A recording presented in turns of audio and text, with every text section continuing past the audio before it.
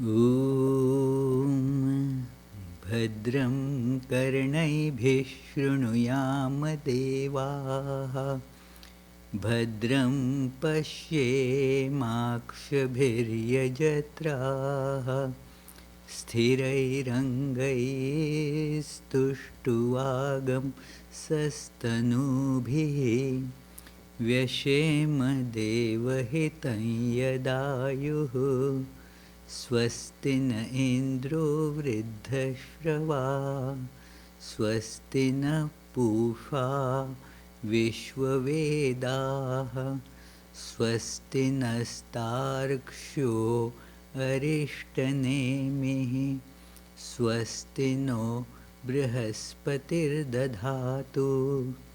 ॐ शान्ति शान्ति शान्तिः.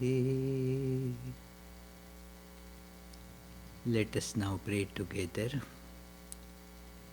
We offer our salutations to the all-loving being who endows all beings with consciousness. We meditate on the Lord, who is the origin of the universe.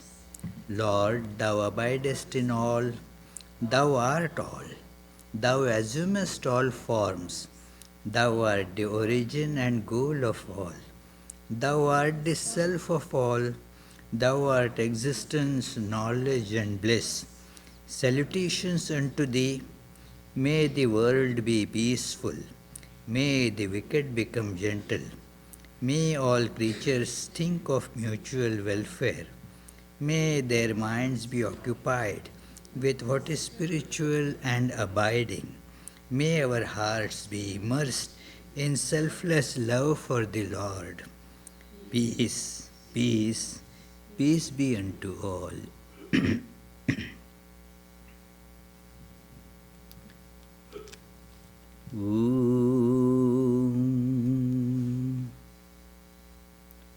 आत्मा मे शुद्ध्यन्ताम् ज्योतिरहं विरजा विपाप्मा भूयासगं स्वाहा. May my physical self become purified. I am this self-effulgent light itself, ever perfect, ever pure. Om Antaratma me shuddhyantam Jyotiraham Viraja Vipapma Bhuyasagam Swaha. May my psychological being be purified. May I perceive it as the light itself, free from all purities, all impurities and ever perfect. Om Paramatma me shuddhyantam Jyotiraham Viraja Vipapma Bhuyasagam Swaha. May my innermost soul be purified. I am of the nature of effulgence, free from all impurities. Let me realize this truth. Dear friends, let us begin today's discussion on this important topic about where is the soul, with a song. The song is a Bengali song composed by Lalan Fakir, a Sufi saint of between, say, 18th century and early 19th century. And in fact, he lived a very long life of about 106 years age. and he has composed this wonderful song, and let us listen to this about what is the soul, how it comes in and how it goes out. খাঁচার ভিতর অচিন পাখি কেমনে আসে যায় খাঁচার ভিতর অচিন পাখি কেমনে আসে যায় তারে ধরতে পারলে মন বেড়ি ধরতে পারলে মন বেড়ি দিতাম পাখির পায় কেমনে আসে যায় খাঁচার ভিতর অচিন পাখি কেমনে আসে যায়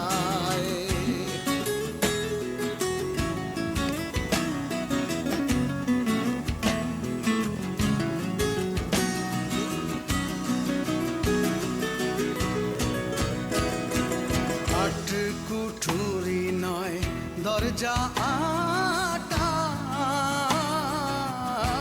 মধ্যে মধ্যে ঝরকা কাটা আট কুঠুরি নয় দরজা আটা মধ্যে মধ্যে ঝরকা কাটা তারু পরে সদর ওঠা তারু পরে সদর ওঠা আয়না মহল তায় কেমনে আসে যায় কেমনে আসে যায় খাঁচার ভিতর আছি This is about looking for that bird, the soul, how it comes in, how it goes, how to catch it. Because once we catch it, the poet says, if we are able to catch it, then everything in life would be like achieved. But the catching is so difficult. The cage or the house that it has 8 rooms. It is figurative of the 8 types of Prakriti that is described, 8 types of nature described in Bhagavad Gita, consisting of 5 elements, the mind, intellect and ego. So, it can fly in any of these rooms. Moreover, there are gaps in between. It can go and hide in those gaps. Also, then there is a courtyard about which all the mirrors are fitted. So you don't know whether you are going actually to the bird or to its reflection. And so it is so difficult to actually catch that bird. And that is how the question of finding, holding on to our soul is. In dictionary, this word soul has so many different meanings, very elaborately presented. If I have to read those meanings, the whole class today's lecture will be just that. There will be not time for anything else. So I will give you just some operative meanings so far in our context, that it is the hidden active essence in anything, the enlivening principle without which a thing is not that thing. So, that is called soul, the essential innermost thing that we feel. We all feel that everything, or at least the living beings, has a soul. And that soul, the very idea of it is that it is something that is not apparent and not visible. and yet it is something that makes it that.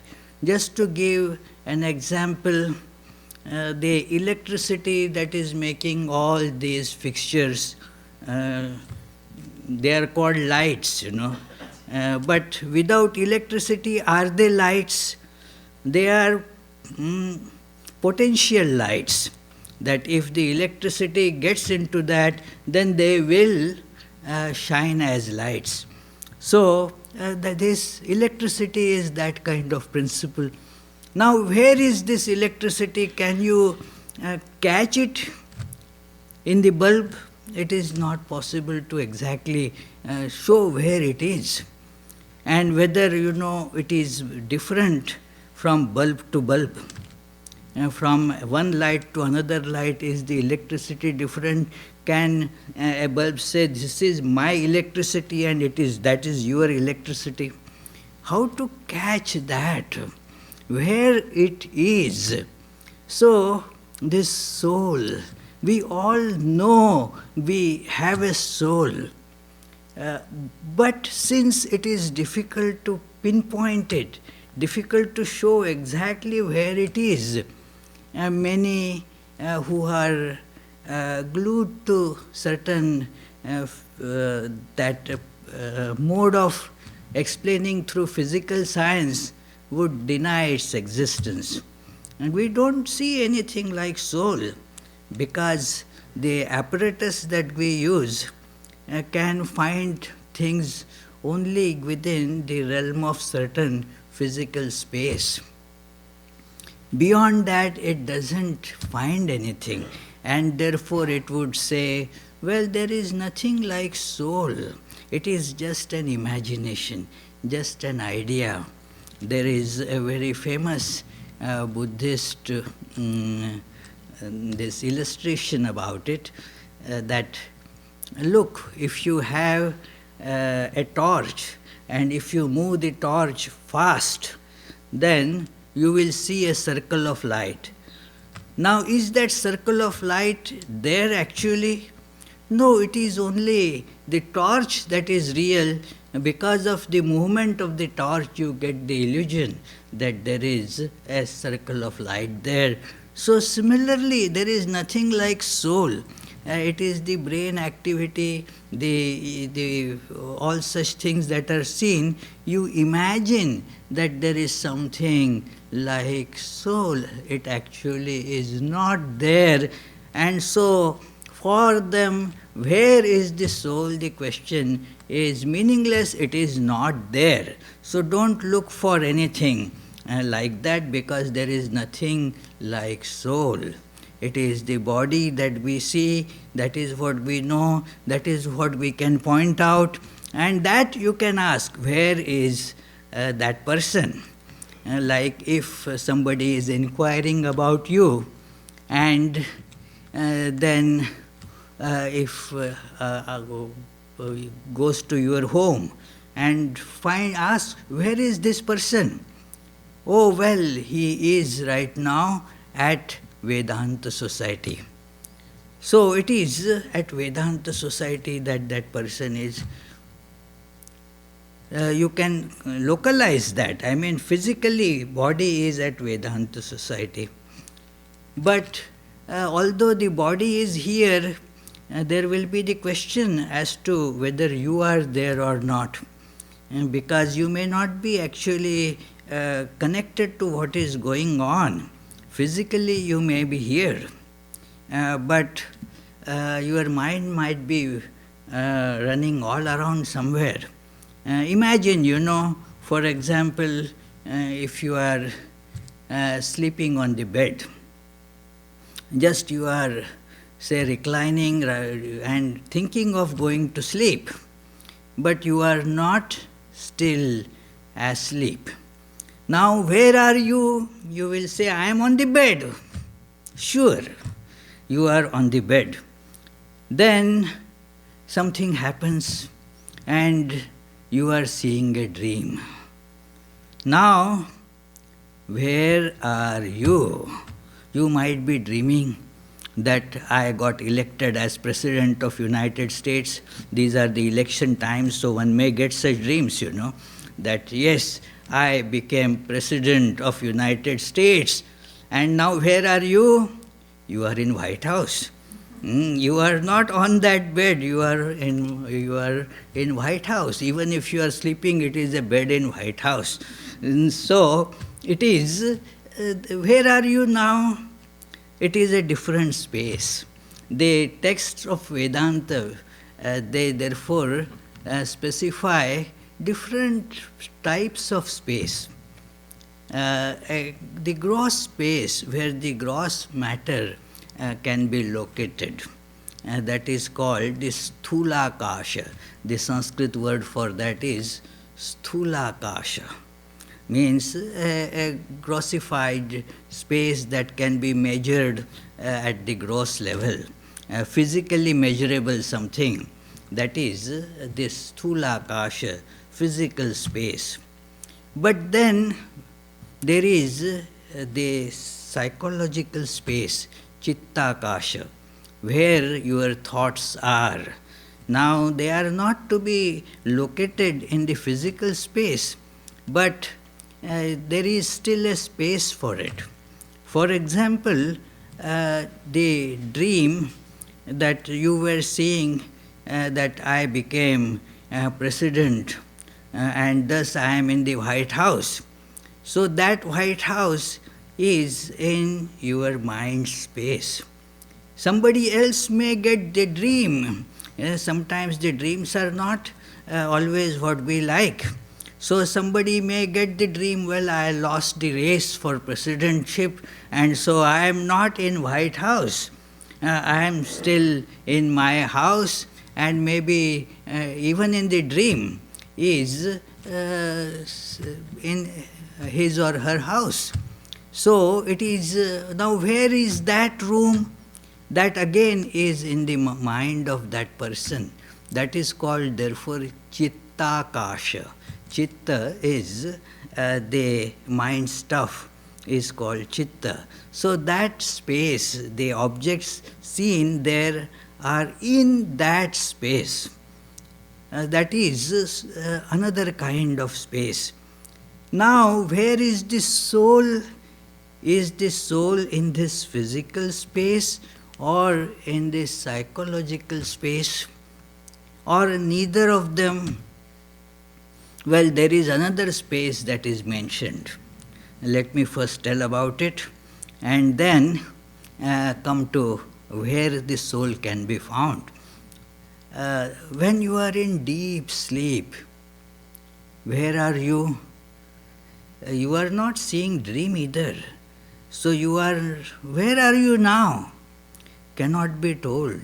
It is called Chidakasha. Means the space of consciousness. You are there, but it is not, it cannot be pinpointed as to where you are, what were you doing then. When you get up, maybe you will recall that, I don't know, I was blissfully ignorant of everything, I was asleep. One aspect of sleep is bliss and peace. That in sleep you are happy, you are free from all worries and so forth. So you fall asleep and you are kind of, free from all worries. So peace and bliss.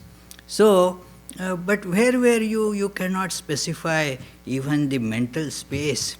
But there is still an idea that yes, I was there. It is not that I was not there, I was there.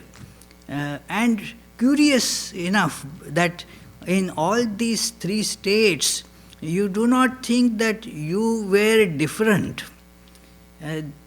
I say that I was awake, I had dream, and I was fast asleep. In the awareness about I in all the three cases remains the same. It is interesting that although the experiences are at different levels, you don't think that I was awake and somebody else was seeing the dream. No, I had a dream experience. And I was fast asleep.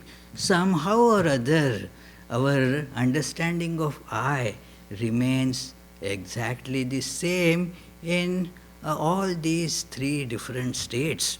And therefore, it is a question now that where the soul can be found.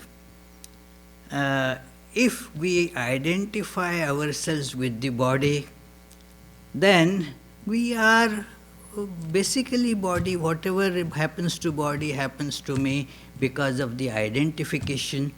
And then, yes, I am in the physical space. We say also, I had been to New York the other day, or such things, that I am sitting in the classroom, or I am sitting in a music concert. So all these I, that is referring to the physical aspect. I am identifying myself with the body. So I am in the physical space.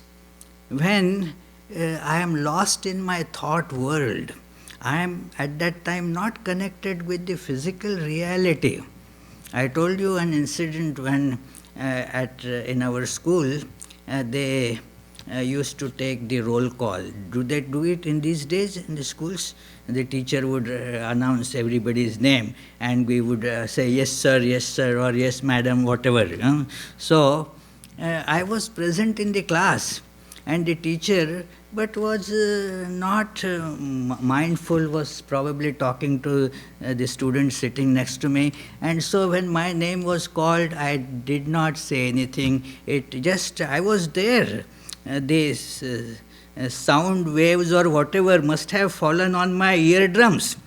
But I was completely oblivious of it. And then afterwards I realized that, well, I didn't say yes, so I would get marked as absent. So I went to the teacher. The teacher was rather strict, and when I asked him, please, I was here, sorry, I did not respond. He said, this is the attendance register, so you have to be attentive. Then only you will be marked, yes, you were there. Otherwise, if you are not attentive, how can you be entered as present in the attendance register? You were not attentive. So he refused to give me that I was present. So it is, what I mean is that at that time where I was I in that room? No, I was not identified with the physical apparatus. I was in some other room somewhere. That is the Chittakasha. So, at that time, my soul is identified with the thought world, and I was in that space. If I am not identified with any of these, then where am I? Then no space can be identified that you can say, I am here, I was here. No, where am I then? It is, see, there the question becomes very prominent now. When we ask something as to where it is, we take for granted that it is in space. Also, we take for granted time. For example, in here, now, and so forth. That, yes, like our friend Srinivas is here, now. Half an hour ago, he might not have been here, he might be somewhere else. So it is time and space, here, but at this hour. So, and when did he come in? Well, at this particular hour he came in. Then comes the question, all our human understanding revolves around this. That where, when, and one more thing, how how does it come? So that was that song, the unknown bird in the cage, the imagery for soul. How it comes and how it goes. How can we know that? It is has to be a process by which it comes in and it goes out. Especially when somebody passes away, somebody who is very close to us, we get this question: where did that person go? What happened? That person is, the body may still be there, and yet that person is not there. I remember I had told you that story. One Swami, not me, must be far more intelligent than I am. He was going from Mumbai to France to attend some conference, and he had a ticket of Air France that yes. And then the clerk there at the counter, seeing the Swami, has started saying that there is nothing like soul, Hey, you unnecessarily, you Swamis and as religious people, they create a bogy soul and all. It is all that is body. And then this Swami said, look, I can prove you right now. You see, I have a return ticket to Paris, and then after 4 days, I am coming back. See the return ticket I have got? Yes, you have. Now, imagine the situation. I go to Paris, and tomorrow I get a heart attack, massive heart attack, and I die there. Now, I have a return ticket. Can my body be flown back to Mumbai on that ticket? No. You cannot come back like that. Why? I have the return ticket, the body is still there. So it should work, is it not? No, you have to get a cargo ticket. So he says, look, you people, your Air France also accepts that there is something more to it than body. So it is like, it was a funny explanation, but it is, see, we all somehow or other have that understanding that there is something more to the body to make it work, to make it functional, and to have that being about it. So that soul, where it is, that has been the search actually. Even in modern science it became an important thing. Actually, in the 19th century physical science, they completely disregarded soul and all. That is not our concern. Those philosophers and those funny people, let them worry about it. We are concerned with the hard facts, scientific truths which are logical, which are verifiable, and such truths we are concerned about. Soul, no. But in 20th century, there was a revolution in science where it became apparent with the revolution of theory of relativity and then the quantum mechanics, that the observer is very important. In all these happenings, you cannot present them as objective facts, because there is the involvement of this subjectivity which cannot be done away with. It is, sometimes it is thought that it is probably, if we make our instruments finer, we will be able to get correct measurements, and all the uncertainty that is there can be removed.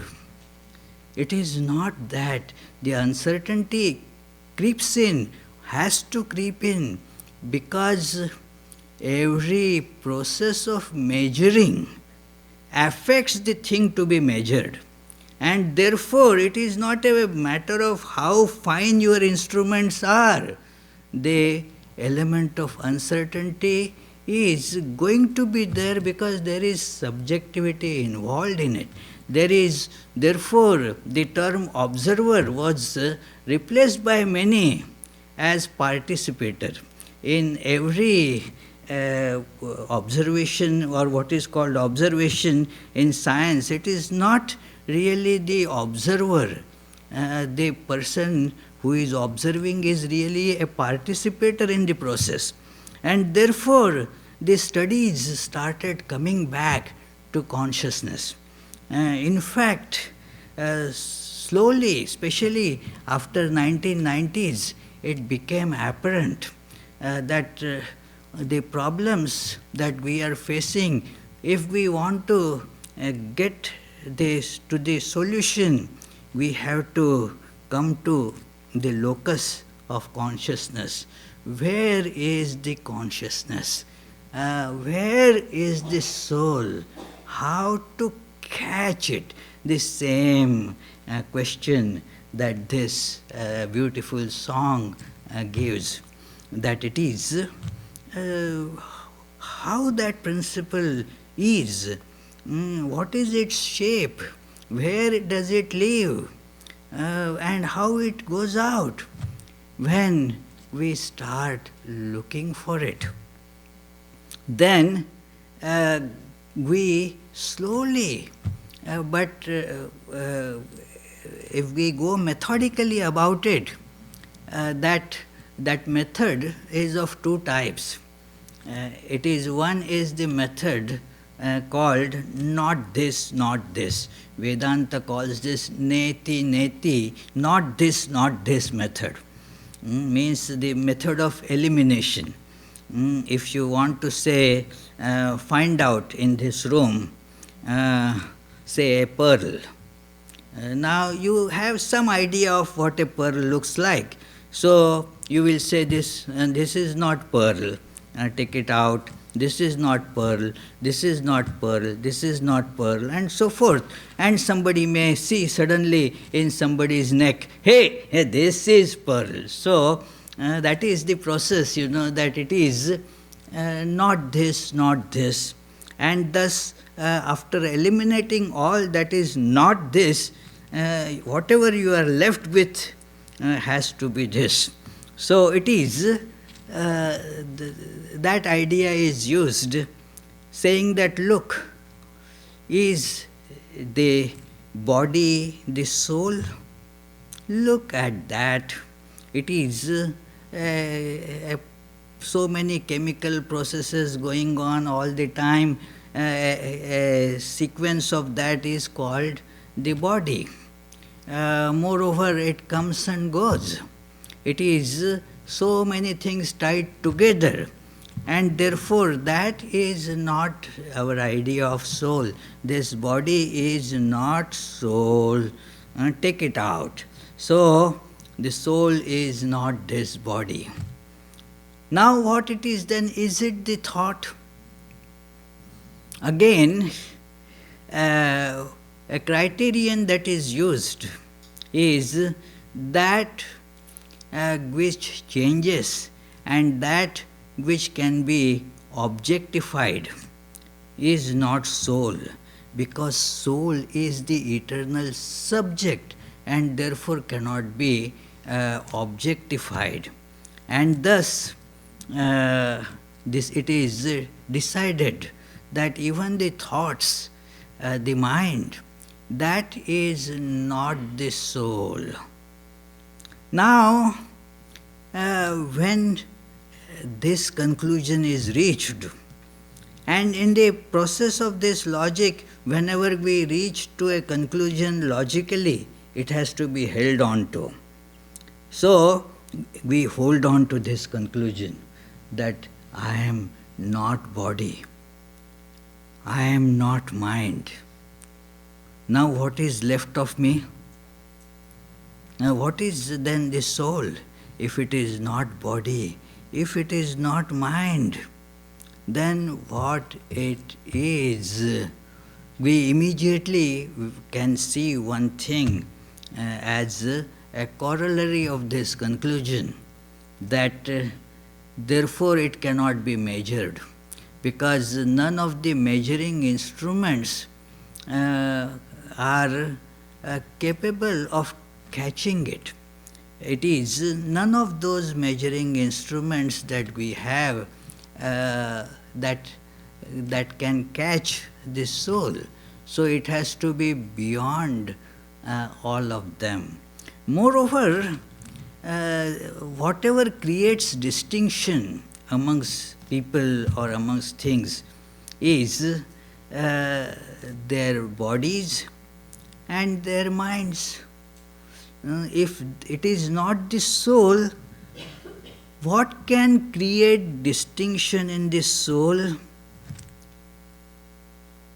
Nothing can create distinction in soul, and therefore the soul has to be one without second. It has to be one without second.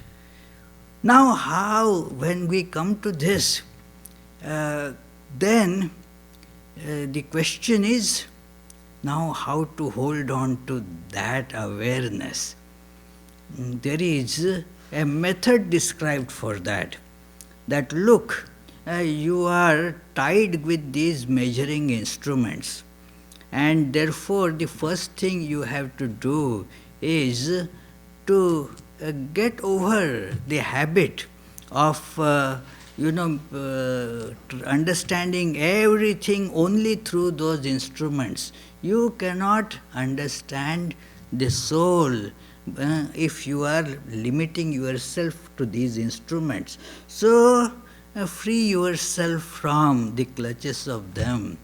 And there is this beautiful verse in Kathopanishad, Paranchi khani vyatrinat swayambhu tasmat parang pashyati nantaratman kaschid dhira pratyagatmanam aikshat avritta chakshu amritatvamichan. That all the sensory organs and the mind, that it is what it is, it has a basic manufacturing defect, that they can see only the outside and not the inside. The hidden soul cannot be seen by that. And therefore the one who is desirous of experiencing or realizing that which is not subject to any change and therefore immortal, for that person therefore takes away this instrumentality with which we are tied. So it is like that. If you want to say study the stars, but if your eyes are tied with a microscope instead of telescope, then it is out of question. The microscope cannot, have the vision of stars and all. You need exactly opposite instrument, a telescope. So if we are tied with these sensory organs and mind, which has its limitations, it is not possible, therefore, to see the soul by that. And so one has to take that out.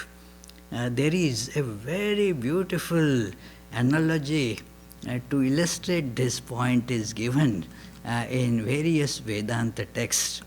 A beautiful analogy, that now suppose you are standing on the shore of an ocean, and bright the sun, the noon time sun is there in the skies, brightly shining.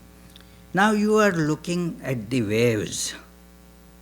You are looking, that you are looking at the waves rising and falling, and you are seeing reflection of sun in each of these waves. And you get the question, where is that sun exactly in the wave? Let me catch it. And you move towards the wave which is continuously changing, and try to hold on to that sun, try to grab that sun in the wave. The result will not be a very happy one. You will not be able to grasp the sun that is seen in the wave. You try another wave with the same negative result, and try as you may, you will not be able to solve the riddle as to where is the sun. As long as you are looking at the waves, where is the sun? The problem will be that you are seeing it, and yet you are not able to localize it, grab it, and so forth. So it is and it is not. It is a very funny mixture of existence and non-existence. So somebody, is looking at me while trying to grab the sun from all these things, different waves, and then takes compassion on me and says, well, you want to, find out the sun. Don't look there at the waves. Look up! And then things become clear. The sun is there. It is not here anywhere. It is only the reflection of the sun that is seen all around. And then the reflection may look different from wave to wave. But are there different suns? No, same one sun is reflected in all these infinite number of waves rising and falling. So, the illustration is to indicate that just as where is the sun in the wave cannot be answered, so also where is the soul cannot be answered by looking at these waves. Do you see the similarity between all these names and forms and the waves? They too rise. They also grow like waves, and they also merge back. They also go away. Everything that has name and form is like that. Rises, comes up, we call it birth. Grows. Yes. When born, maybe about 7 pounds and about a foot height or so, grows 50 pounds, 3 feet tall, and so forth. It keeps on like that. Then the downward trend begins, okay, and then you say one day that the person is no more. The person is no more. Where did that person go? What happened to that person? Where is now that person? It is, the soul cannot be caught like this. It is you are looking at the wave and trying to grab the reflection of sun in that. It cannot be grabbed like that. The way to understand this complicated riddle is to raise your gaze from the waves to the sun in the sky. Then you realize where the sun is. So that is why we are told by the sages that may our gaze be raised from these interacting with all these matter, different pieces of flesh, blood and so forth, thinking them to have the soul, and thus coming to the frustrating activity all the time. Raise your gaze from matter to spirit. Raise the gaze to the divine presence. That is where you will see things become then all explained. Even the word explained is not right there. It is the limitation of our language, friends. Our limitations of language create different types of such problems when it comes to this truth. A friend of mine has been debating with me that why you write that it is each soul is potentially divine. What is potential? Just say divine. Now that is the difficulty is with the language there, It is already divine, but then that is the meaning of the word potential. If you do away the word potential altogether from dictionary, that's a different thing. It is. So, this is the question, that yes, there is this language limitation, and therefore, where is the soul? Well, there is the soul. In reality, there is the soul. When we mix it up in ignorance and say, I am so and so, that person is so and so, then we are looking at just the waves. And this wave is calling the same waters, Same water, it becomes I, and then the other such water becomes you.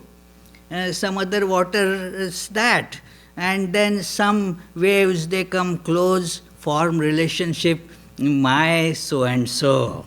And that my enemy, you come in conflict. So we form such relationships here, either loving or conflicting. So this is how we keep on then getting more and more confused as to what really is this soul. This soul is neither this nor that. It is not mine nor yours. It is the existence itself.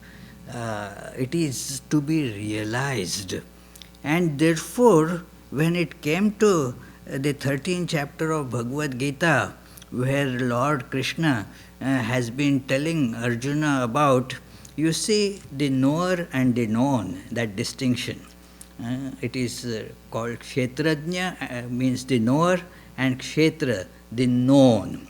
So he describes the Kshetra, means the known, the field, with different qualities, that which can be seen, that which changes, that which comes and goes, all that is the known. And now let me tell you, this is how Lord gives an introduction, that now let me tell you, give you the knowledge of the knower.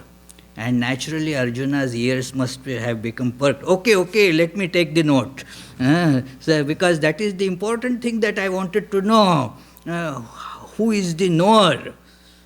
And then to probably the disillusionment, Krishna started telling that all these great virtues that need to be acquired, that you have to become unselfish, egoless, you should have a worshipful attitude, you should be restrained in life, you should practice contentment, you should practice devotion to Guru and to this deity. When you practice all this, then your personality gets transformed, you get the instrument, and then you see what this soul is. It cannot be described in words, but you can see that, you can perceive that by acquiring this instrument. And it is strange, friends, when it is told in academic circles, they won't get this point normally. I don't mean that in academics nobody understands this, but these are, when you have to stick to certain academic criteria, then these are, they don't belong to that criteria. Oh, you mean the truth will change if I become unselfish? No, rubbish. It is whether I am selfish or unselfish, what does it matter? The truth remains the same. I get, say, 100,000 a year. Whether I am selfish or unselfish, it remains 100,000. So this is how the truth should be. It is how you say that if you become unselfish, if you become loving, if you become worshipful, if you live your life with restraint, then the truth will change. Yes, friends, this is the way to feel and experience this spiritual awareness, this soul. And therefore, at that level alone, the riddle of this soul, where is that, will find this solution. So, thank you, friends. It is difficult topic, difficult because of the language problems, but I tried to give you the views of some saints and scriptures.